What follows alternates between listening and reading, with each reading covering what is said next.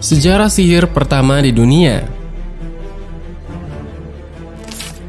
Sihir sering disebut juga dengan santet, guna-guna atau ilmu hitam. Orang yang mampu mempraktikkan ilmu sihir sering juga dipanggil sebagai dukun atau peramal. Terjadinya sihir tersebut di luar nalar manusia, dilakukan oleh jin ataupun setan untuk membunuh target sihirnya.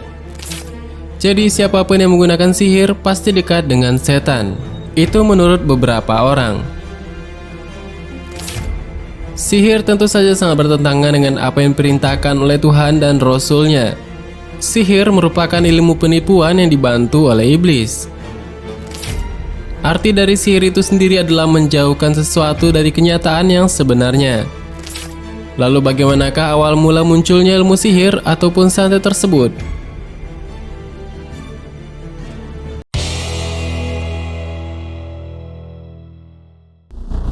Diriwayatkan oleh Al-Imam Mujahid bahwa raja yang pernah menguasai bumi ada 4 orang. 2 mukmin dan 2 kafir. Adapun yang mukmin yaitu Nabi Sulaiman dan Iskandar Zulkarnain. Sedangkan yang kafir adalah Raja Namrud dan Bukhtun Nasar, penguasa yang menghancurkan Baitul Maqdis dan Haikal Sulaiman. Dahulu zaman Nabi Sulaiman alaihissalam, banyak penyihir-penyihir yang berulah dan membuat onar. Mereka menggunakan ilmu sihir untuk menyebarkan penyakit dan kematian. Juga untuk menimbulkan permusuhan serta saling serang di masyarakat. Keadaan ini mengacaukan kerajaan Sulaiman alaihissalam. Para penyihir ini memanggil makhluk halus ataupun jin, bekerja sama dengan jin-jin itu untuk mengacaukan masyarakat. Maka Nabi Sulaiman alaihissalam memerangi dan menangkapi para tukang sihir tersebut dan mengambil kitab-kitab ilmu sihir yang disita dari tangan penyihir tersebut. Para penyihir dan jin-jin dihukum dan dibelenggu untuk kerja paksa sebagai hukuman yang sudah membuat onar masyarakat. Sepeninggalan Nabi Sulaiman alaihissalam, kitab-kitab sihir sitaan itu ditemukan kembali, lalu kembali dipelajari oleh orang luas. Pada masa kerajaan Babilonia kuno, sihir dan ilmu hitam berkembang begitu pesat. Orang-orang dengan ilmu setan itu pun mulai menancapkan kekuasaannya hingga ke kerajaan. Sehingga pihak istana dan masyarakat yang beriman pun terdesak dengan keberadaan ilmu tersebut. Nama Namrud adalah Raja Babilonia yang hidup pada tahun 2275 sebelum Masehi sampai 1943 sebelum Masehi. Seringkali dikaitkan dengan keberadaan Nabi Ibrahim alaihissalam.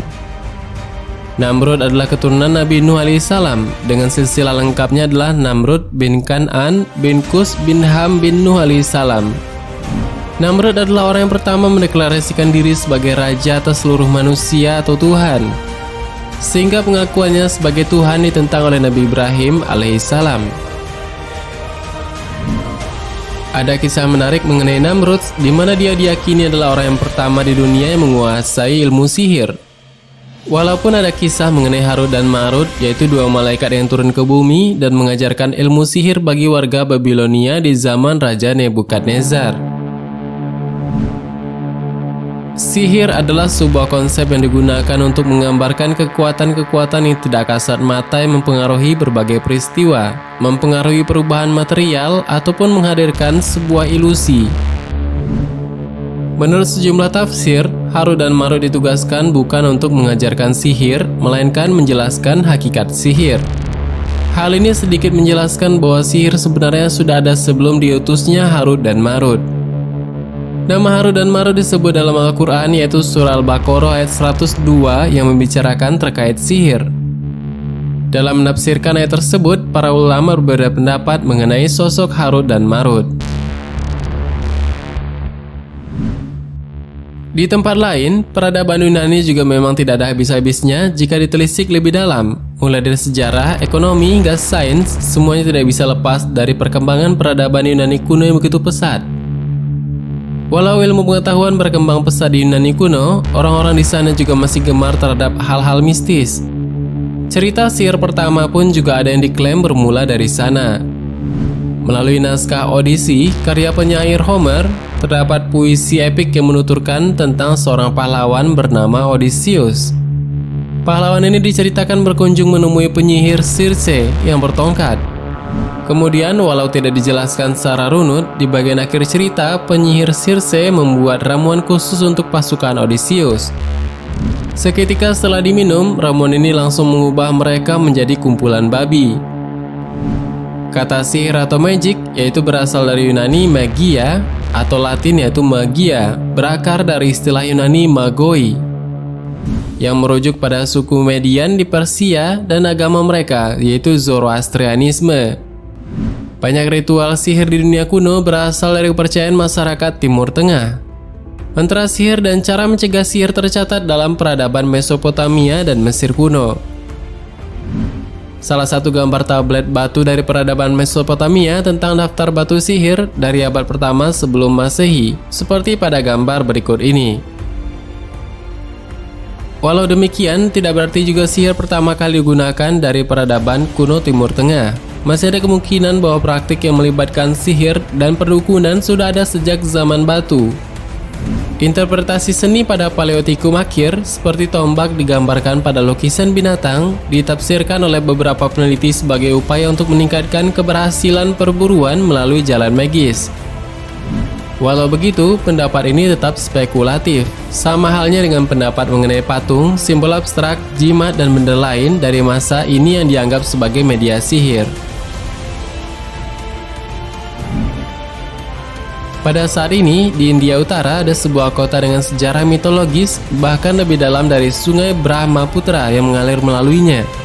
Dijuluki sebagai Tanah Sihir Hitam, yaitu Desa Mayong yang terpencil dan tidak tersentuh ini menyimpan salah satu kisah magis paling aneh di planet ini. Sementara beberapa desa mewariskan keterampilan bertani atau kerajinan tangan ke generasi berikutnya, para tetua Mayong mewariskan ilmu sihir kepada para pemuda kota. Demikianlah sekilas mengenai kisah sihir dan sedikit cerita perkembangannya di dunia. Semoga gambaran ini menjadi lebih jelas dan pada beberapa pembahasan lain pada channel ini.